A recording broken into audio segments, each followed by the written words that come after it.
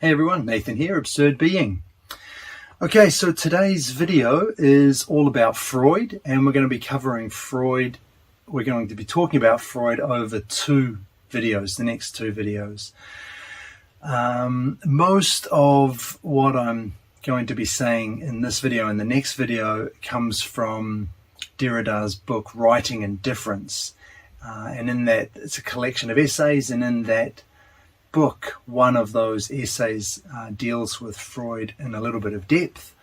So most of the content here comes from there.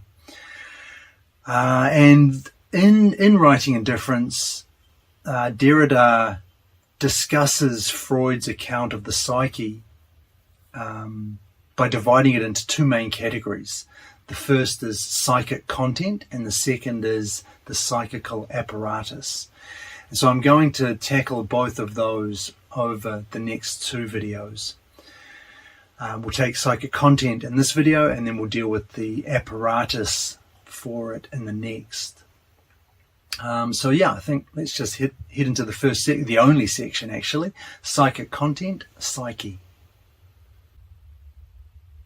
Okay, so perhaps unsurprisingly, Derrida talks about Freud's description of the psyche in terms of writing. And remember that writing is not script, it is the durable institution of the sign.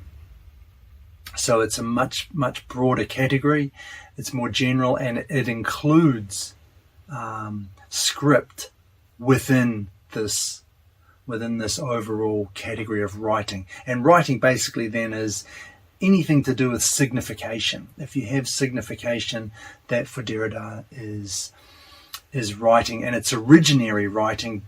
He calls it originary writing in order to distinguish it from your handwriting, your script.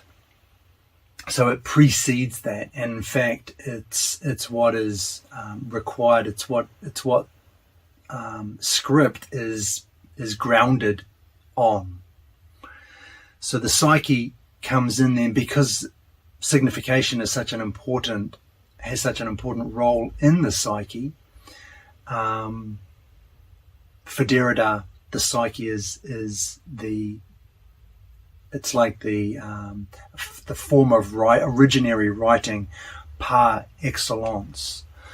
So it's the psychical writing, I guess we could call it, is originary, precedes visible script, and in fact it grounds it. And what we'll see is that Freud will discuss the psyche largely through dreams, and Derrida picks that up, and a lot of what I'm going to say in this video goes back to dreams and how speech occurs in dreams and what's going on in there, how signification plays a role there.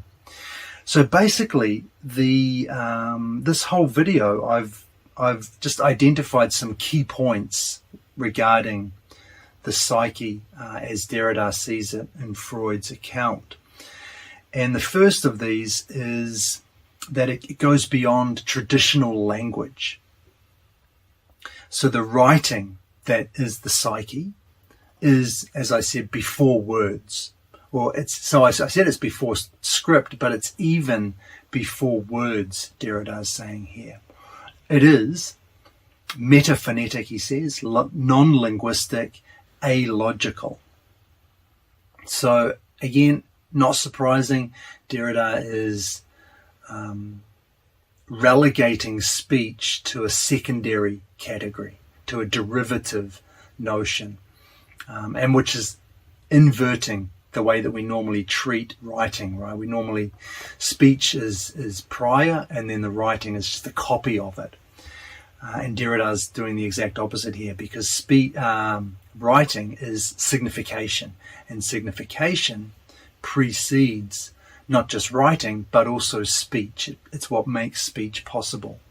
So this writing, this originary kind of writing in the psyche, it goes beyond language, it goes beyond words.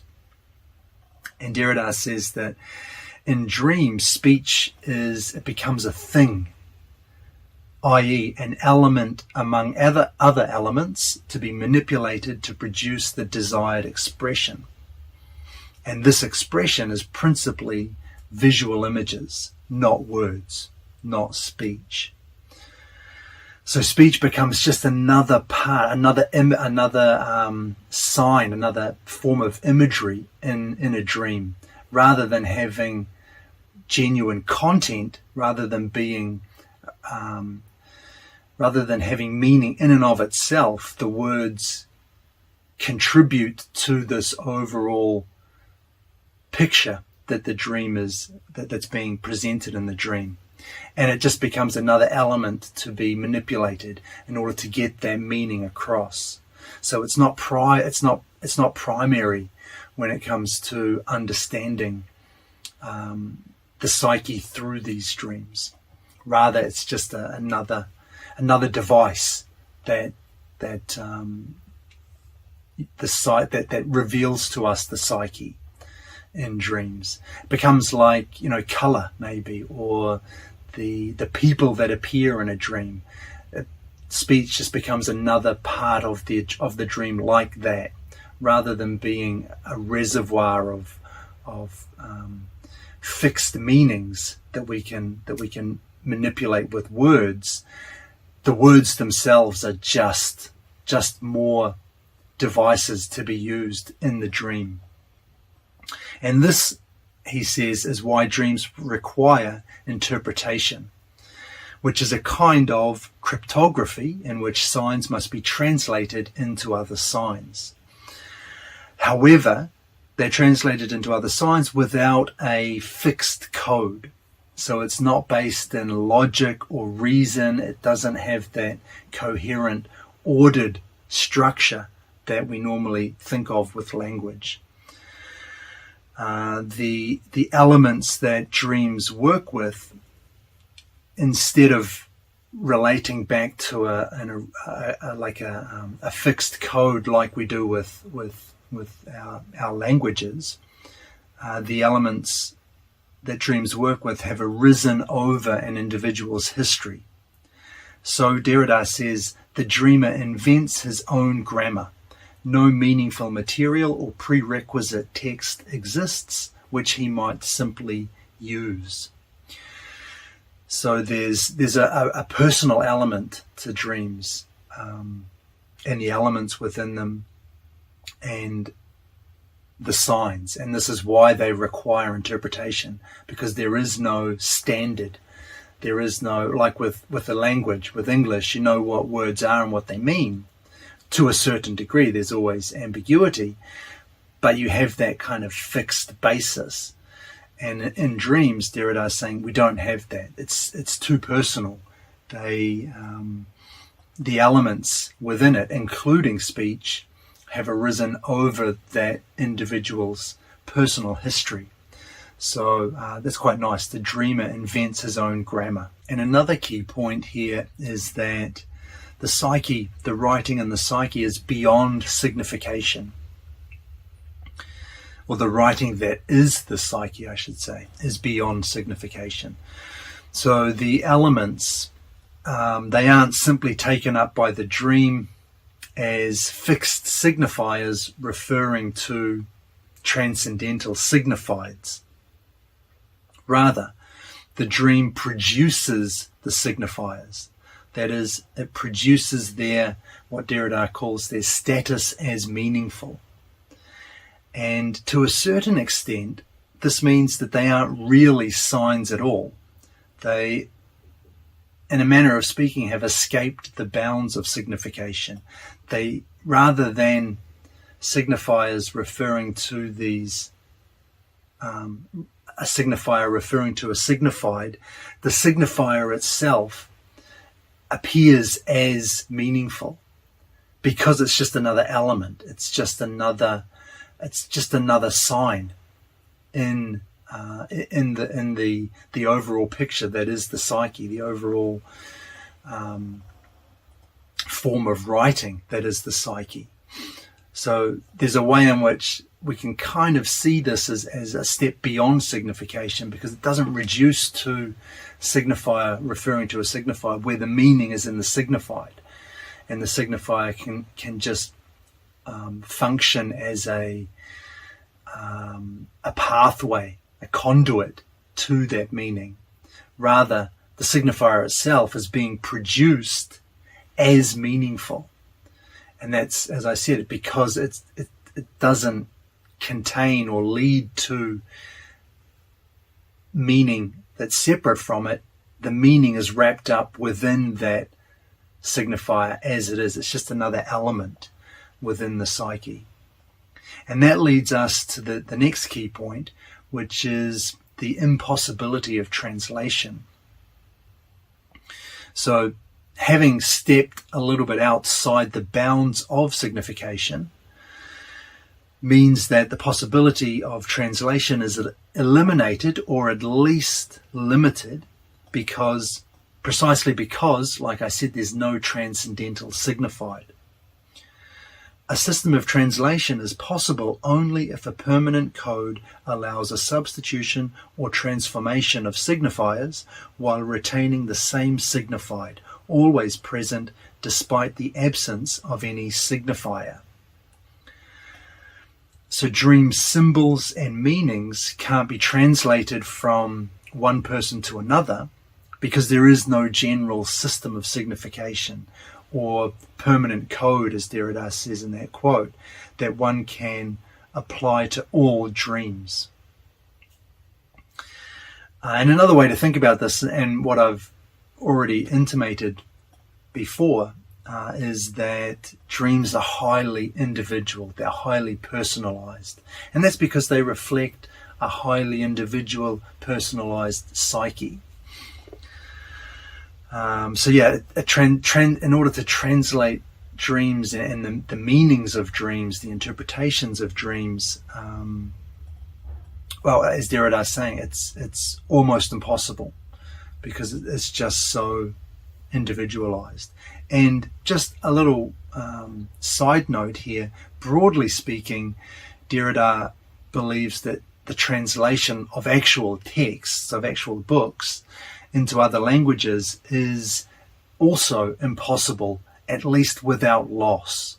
So there's always loss involved in any translation. And the reason for this is that the nuances and the innumerable connotations that have built up under specific words make perfect translations impossible. And so he says we rather ought to think of translations as regulated transformations. And that's interesting. There is kind of this idea, I thought about it before as well when reading the philosophical texts that I read. They've all been, almost all of them have been translated, and that means there's always, in addition, obviously there's the translator, him or herself, which is a medium. So there's potential for meaning to be lost or changed in that sense. But even as Derrida is saying here, there's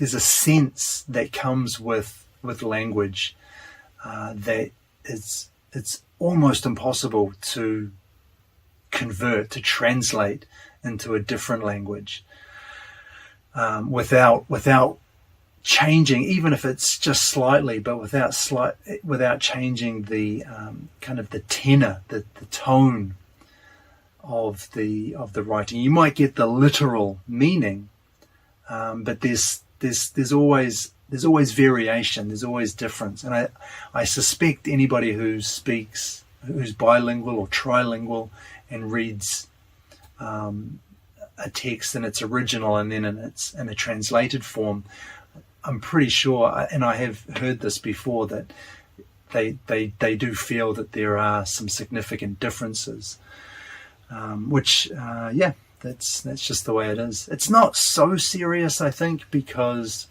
what we're really interested in, we're not doing history in philosophy.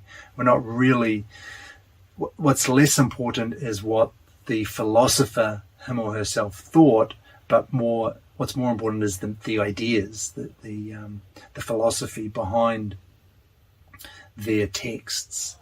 And that, to a certain extent, even if it's mistranslated, maybe you're not getting the correct sense of the person, but you're still getting ideas. And even mistranslated ideas can be good ideas. So I think from a philosophical standpoint, it's not so serious, and you get most of it. You get, I think, most of the sense, because there's an overall structure to these philosophies as well, and certain ideas, if they're mistranslated or there's something lost in the translation, maybe it won't quite gel with the rest. And we're all making up our own pictures as we're reading these texts, so everybody has a slightly different grasp of these texts as well, and that's the nuances that Derrida is talking about, the flavor that we all have for these texts. Everybody picks them up and takes them on board slightly differently, and that's unavoidable. And that's kind of the same thing, actually, I think. Going from one person's reading of a certain philosophical text to another person's reading, there are always going to be differences, even within the same language.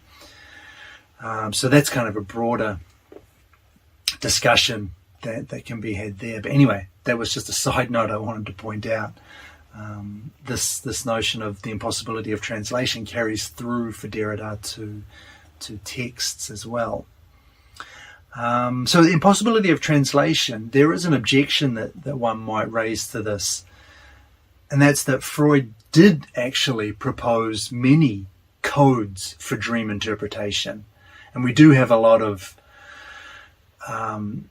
there are books, telling you what particular images mean in your dreams, and you can take those on and interpret based on that. But Derrida says, and that's true, but Derrida says these were only guides. They're general they're a general framework, and they're true to the extent that they are as generalizations, because we've been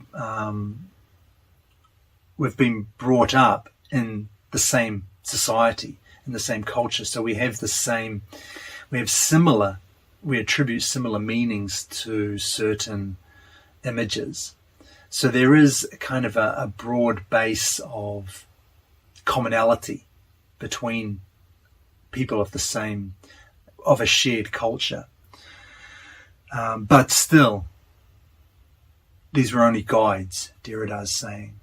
And he notes two limitations to translating, to dream interpretation and attempting to translate dreams from one person to another, or the images within dreams in this kind of generalized fashion.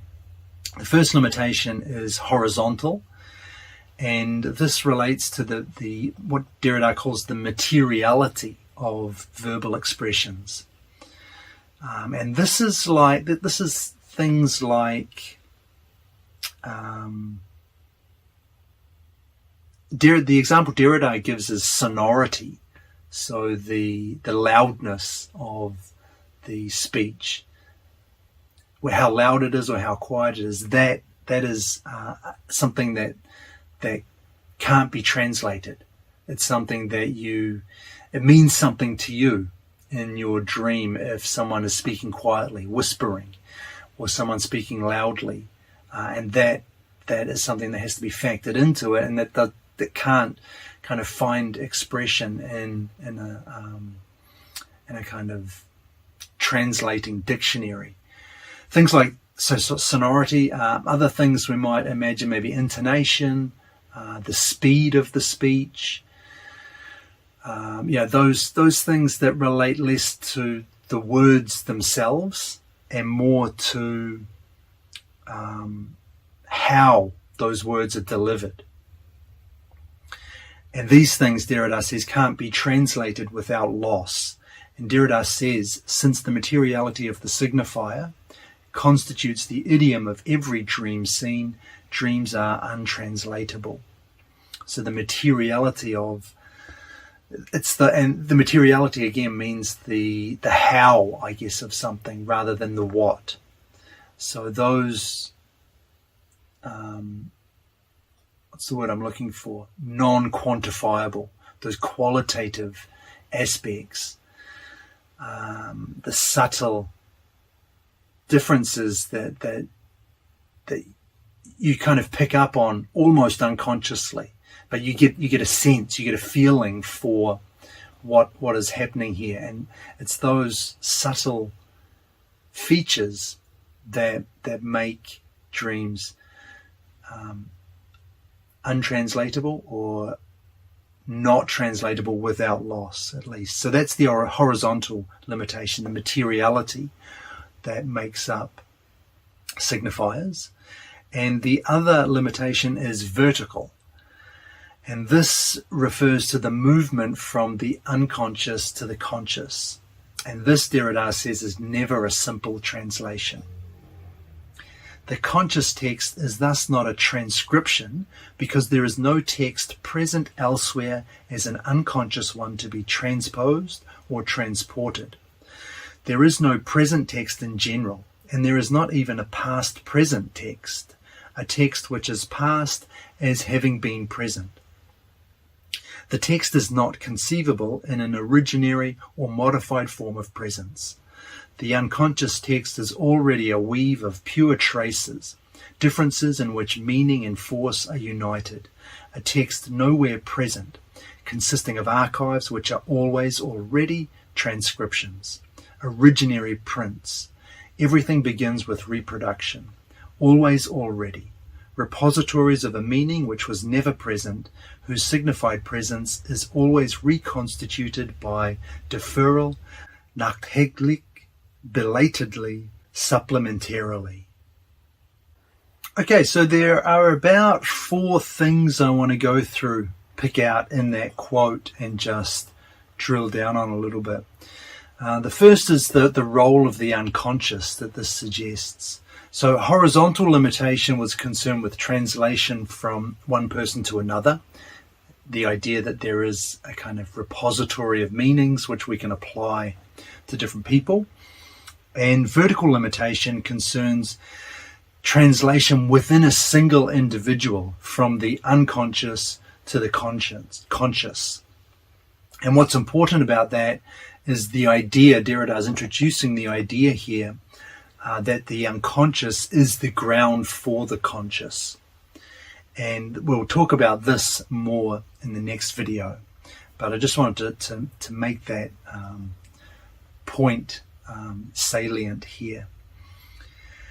And Derrida's point in the quote regarding that is that regarding this vertical limitation is that the conscious text is not translated, transcribed, transposed, or transported, as he says, from a permanent text or code residing and present in the unconscious already. So there's no transcendental signified in the unconscious. The signifiers that manifest in dreams aren't referring to an original transcendental, a signified in the unconscious. So it's not a simple case of the unconscious has all of the meanings, and all that you need to do in a dream is take the signifiers and just match them to these already existent signifieds, to the meanings that are allegedly or could maybe thought to be in the unconscious. That's not the way this works, Derrida is saying. And that kind of leads into the next point I want to make, that there's no presence here. So this whole quote is very much against the idea of presence, as all of Derrida's work is as well. So there's no present text anywhere, Derrida says, not even a past present text. That is a text, and a text here means something like an event or an experience, anything that can enter the psyche. So not even a past present text, that is to say, a text which is past now, but which had been present. So he's even denying that there could have been something present in the past. Even if you didn't catch it then, it was still present. And now you're kind of thinking about it and as something that was present at that time. Even that's off the table for Derrida. Even that form of presence, that kind of reduced form of presence, a past presence, a past present. So completely rejecting the notion of presence. But why does he say, what does he mean when he says there's no presence? The explanation for this comes in where he says that the unconscious text is already a weave of pure traces, differences in which meaning and force are united. So basically it's the difference between thinking of the mind, or the psyche actually, as an ordered, linear, static register for events, and thinking of it as a dynamic, unstable amalgamation in which every event affects every other one in ways that are often unpredictable, ad hoc, even irrational, but that for whatever reason, certain associations and connections have been made for you. So the former model sees the psyche as static, computational, logical, rational, and one in which meaning is built on logical chains. But the latter is polysemous, has a multitude of meanings for different things, fluid, illogical and irrational, and one in which meaning is hatched out of differences and traces and ad hoc heuristics. So there's no presence because as soon as an event happens, it doesn't happen as an event in this present moment like the way that it is, whatever that might mean, whatever that might be.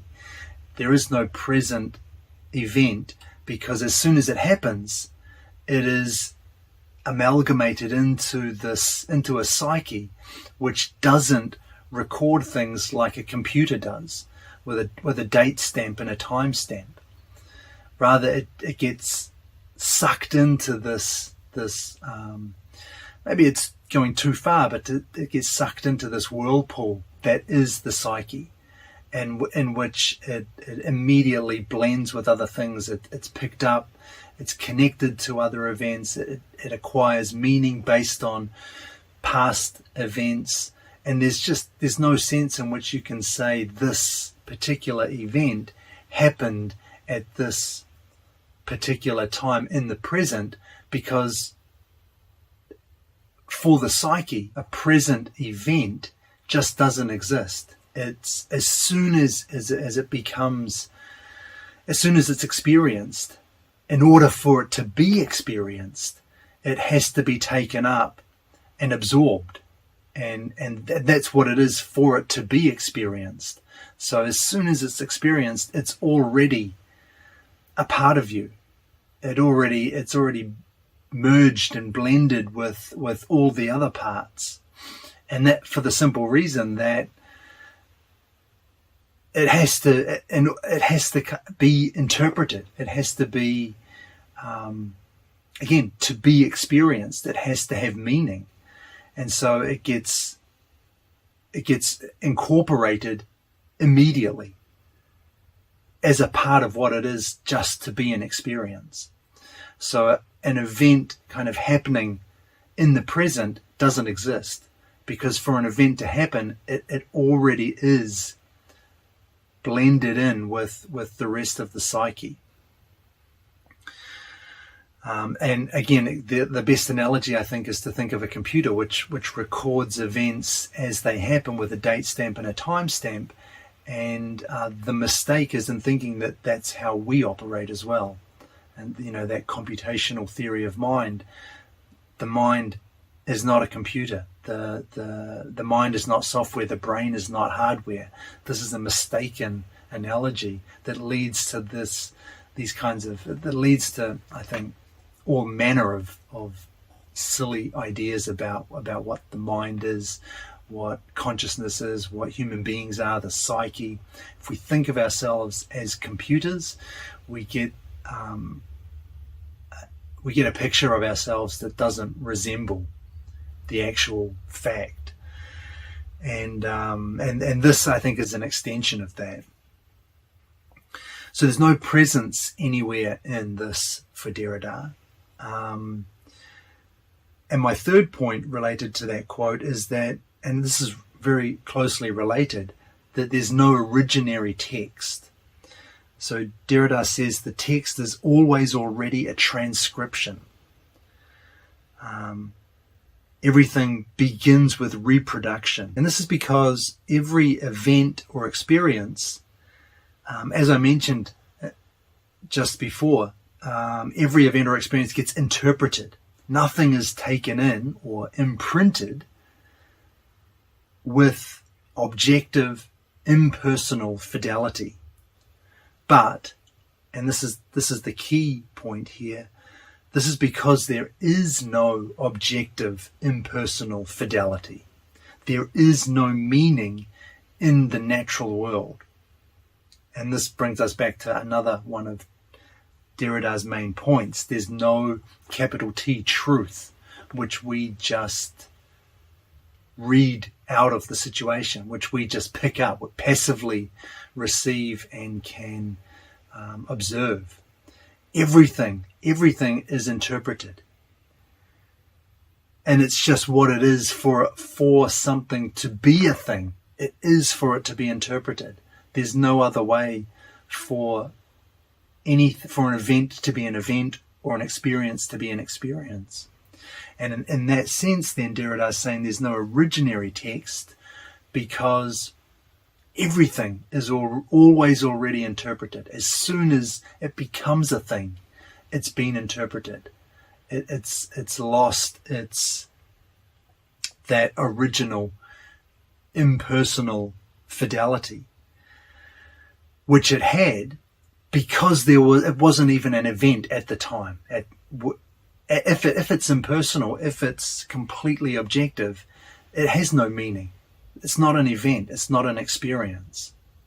It acquires meaning once it becomes an event, once it becomes an experience. And in order for that to happen, it has to be interpreted. So the very first event or experience, the very first time, if I can say that without being misunderstood, the very first time, the moment that an event happens, it's already a reproduction. It's already been absorbed and interpreted. And Derrida praises Freud for recognizing difference at the origin and at the same time crossing out the concept of primariness. We will not then be surprised by the tome de Thun, which defines primariness as a theoretical fiction in a paragraph on the delaying of the secondary process. It is thus the delay which is in the beginning. So the book there, the Tome de Thun, which is Freud's book, The Interpretation of Dreams, that's what Derrida is referring to there, and the secondary process refers to the logical, reality-driven cognition that occurs after and as opposed to the primary process, which is governed by the pleasure principle. So these are some really key Freudian ideas. But Derrida's praising Freud here for saying that, for getting rid of this concept of primariness, noting that difference is at the origin. Primariness is a theoretical fiction. The very beginning of conscious thought, of awareness, what I've been calling an event or an experience, takes place in the secondary process and is already a delay, a reproduction of this more primary reception based in the primary process. And this brings us to the fourth and final point I wanted to make in reference to that quote, and it is deferral, relating to deferral, or actually to the deferral of a presence. So he says, and this is the very last line of that quote, always already, repositories of a meaning which was never present, whose signified presence is always reconstituted by deferral. And then he adds, nachheglich, belatedly, supplementarily. So since there's no presence anywhere, the presence that we think we note, what Derrida calls there the signified presence, the presence that we believe we experience, is always actually reconstituted by deferral. It's reconstituted belatedly, after the fact. So the presence that we experience as a part of our psyches is always one that we cobble together from past events and experiences that have been absorbed into this psyche that is nothing like a computer and more like a kind of a glass of water that has dye dropped into it. So the events and experiences are like drops of dye, and as soon as they touch the water, they diffuse into it. And that's kind of the picture that I have of the psyche. And so those original, if we can call them that, the original objective, let's say scientific description of events, there's no meaning there. They're not even really events.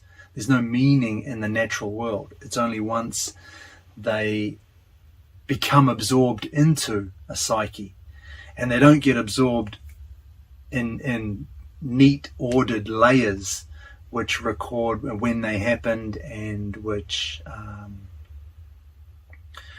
give you a computer-like recording of events, an ordered, coherent, structural kind of approach. It doesn't happen like that. The events get sucked into the liquid, the water that is you, and immediately then, in order for them to be events, they have been absorbed into the whole of you. So there's just no sense in which we can talk about a present event. There's no presence there because it's always already, to be an event, it's always already absorbed. Okay, I think I'm starting to repeat myself, which means it's a good time to hit a summary, I think. So first up, the whole video today actually was about psychical content, or the psyche. And Derrida talked about this as a form of writing, psychical writing, if you like, referring to this definition of writing as the durable institution of the sign. So signification, anything that deals with signification is writing. Script is just one part of that, and speech is just another part of it. So the first point I made was that the writing that is the psyche goes beyond traditional language. So it's metaphonetic, it's non-linguistic, and it's alogical. And it also goes beyond signification to a certain extent, because instead of signifiers referring to signifieds, like language, the dream produces the meaning in the signifiers. So there is no secondary The signifier doesn't act as a conduit. The meaning is within the signifier itself. That is an element. If we're talking about dreams, that's an element, just an element in the dream to be manipulated. There's nothing behind it, if you like. And then we looked at the impossibility of translation. So dreams are highly individual. There's no general permanent code that one could use and transfer from one person to another in order to make interpretation a kind of a rote activity. Dreams are so personalized and individual that we can't treat them in this way. We can't interpret them in this way. And the objection was that Freud proposed many different codes for dream interpretation.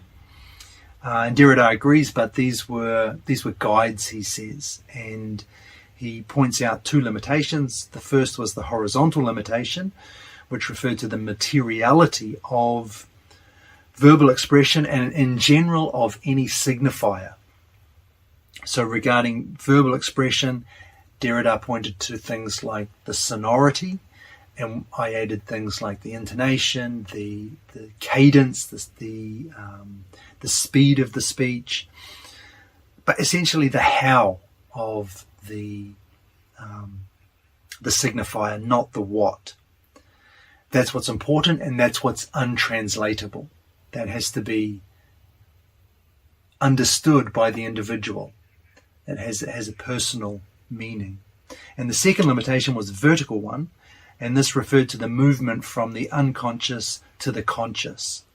So instead of looking at translating from one person to another, here we're looking within the individual, him or herself. And the point here is that there's no fixed text in the unconscious. There's no original reservoir of signifieds, of meanings that the dream can access through signifiers. There is no present permanent text or code that the signifiers just tapping into, just representing. And the kind of sundry idea here that we'll pick up on in the next video is that the unconscious is the ground of the conscious. But that we'll talk about that later. We also looked at the idea that there's no presence anywhere here for Derrida. The psyche is dynamic and illogical. It's not fixed, static, and rational. So everything is interconnected in the psyche. It's not linear.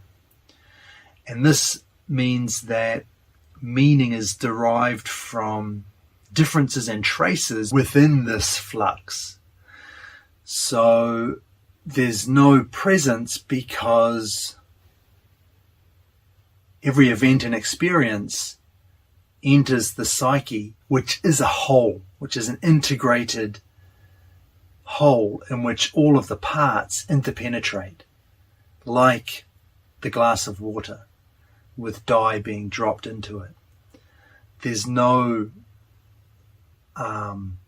things aren't recorded with date stamps and time stamps and partitioned and divided neatly and in an ordered fashion in the psyche.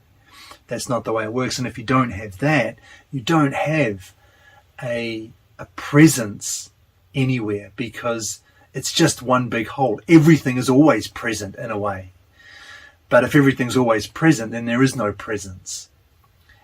You just have this amalgamated whole, and every event forms a part of it, is interconnected within it, and interpenetrates all the other parts. And this gives you, I didn't mention it in the video, but it's a wholes versus a parts way of thinking of things. And this notion of the psyche, I think, describes or understands it as a whole, first and foremost, and only as a whole, not a collection of parts. And that's why there's no presence. Everything is always already wrapped up in the whole. Another idea was there's no originary text. So every event or experience is an interpretation. Thus, primariness is a theoretical fiction. Everything begins with a reproduction. In order for something to be an event or to be an experience, it must be interpreted. So there's already something's already happened. There's already a process in play. We think we have this original event or experience to kind of refer back to, and that when we do, we're accessing what really happened, if you like, or the truth, the capital T truth of the matter. But Derrida is saying there is no such thing, because as soon as it becomes an event or experience, in order to become an event or experience, it must already be interpreted. There is no originary text for us to refer back to and access what we might think of as an objective capital T truth. And in Freud, this manifests in the secondary process, the way it's already a delay of the primary process. And finally, we talked about the signified presence being constituted by deferral. So a presence is something that we put together ourselves after the fact. And in a sense, we kind of delude ourselves into thinking that there is this presence when actually it's something we are cobbling together ourselves.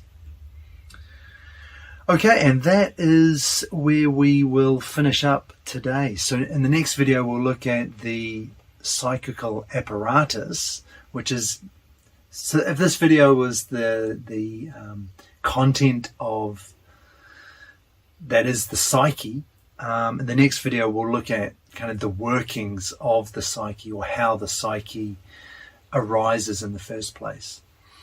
But that's for next week. Thanks for watching. Hopefully this helped a little bit, and I'll see you next time.